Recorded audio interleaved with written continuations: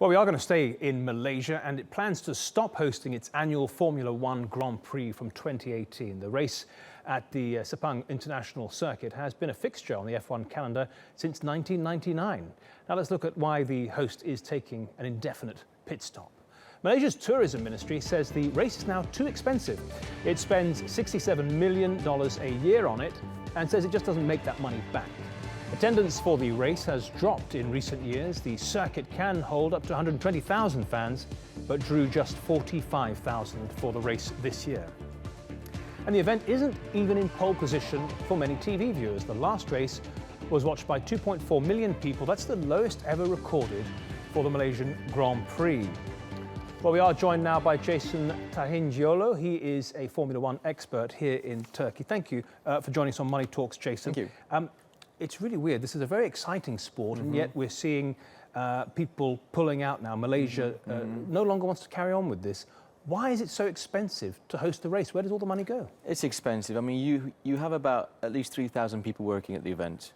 Marshals, you know, people who work at hospitals, the ambulances, this and that. At the end of the day, there's so much involved. I mean, there's a TV crew, there's about 100 cameras there. The highest technology of everything is there, and there's a lot of it at the same time. So it's expensive, and simple. Fees perhaps to Formula One, I don't know. Of course, I mean, there's logistics as well. I mean, like so much is coming to the circuit at the same time with the highest technology at the same time. And all of that high technology is extremely expensive and it has to be insured and protected and so on. We saw that attendance declining in Malaysia. Why do you think that is? It's an old race when you think about it. It's one of the first newer generation circuits. Right. Yeah.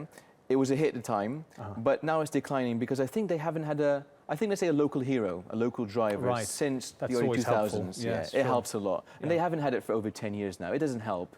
So when you look at the races have been, let's say, less exciting over the years, and the tendency of interest is dropping at the same time. And I guess why have races been becoming less exciting? The technology is getting better, or the bigger teams, let's say the successful teams, get more successful, and the gap is just growing. And they monopolise it to such an extent that it becomes a little predictable. It does, unfortunately. And at the end, you only watch the first 2 or 3 people, and you know who's going to be on the podium. So yeah, it's not as exciting as it used to be. And now we have rumours that Singapore might stop hosting F1. Only rumours at this point. Do you think this is a trend, or will it stop at Malaysia for a while? Well, that's a bit of a surprise because it's a bit of a hit race. It's a night race. Right. Obviously, it's quite, let's say, on the flamboyant side with its, let's say, the media and the magazine stuff and everything. But I mean, when you think about it, maybe it's not commercially feasible anymore. I mean, you look at Canada, Germany as well. I think they're going to actually maybe pull out as well in the future. But if it's not economically and commercially feasible, why spend the money? Well, we've touched on why viewers are turning off a little bit. It's becoming a little predictable and dominated by the top teams. But is it also to do with how accessible it is? Because, you know, back in the UK, where I'm from, for example, you used to be able to watch these things on everyday television. Now you have to have subscription services. Is that a problem? Yes, to an extent, but I think in the future, now when you look at it, the technology's evolved so much. You can watch it from tablets and telephones, and you can watch any driver any time, whichever camera you want, in different, let's say, and get different statistical, let's say, data as well. Yeah. This is very interesting for the people who are very involved, but it's obviously important to access that. Okay. I think they should basically have it more accessible to people. I see. Jason Tahincioglu, thank you so much for joining us on Money You're welcome. Talks.